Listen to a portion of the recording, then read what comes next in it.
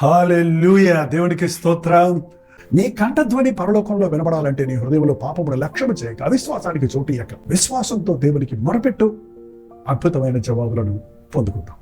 ప్రార్థన. పరిశుద్ధుల నీకు వందనములయ్యా తండ్రి. ఎవరెవరి జీవితాల్లో, ఎవరెవరి కుటుంబాల్లో, ఎవరి వ్యక్తిగత జీవితాల్లో ఏ ఏ పోరాటాలు ఉన్నాయో తండ్రి, శత్రువు యొక్క బెదిరింపులకు మేము లొంగక, మా పక్షంలో ఉన్న ప్రభు మా పక్షంలో పోరాడతాడని, ఎంతవరకు మమ్మల్ని వేధించిన శోధించిన మా శత్రువులు మరెన్నడూ మేము చూడనక్కర్లేకుండా మా పక్షములో వారిని పోరాడి జయిస్తాడని నమ్ముటకు సహాయం చేయండి.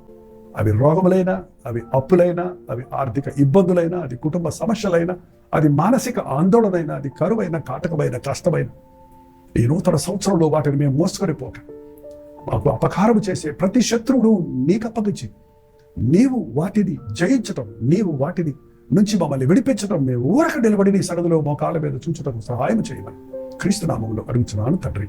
ఆమేన్.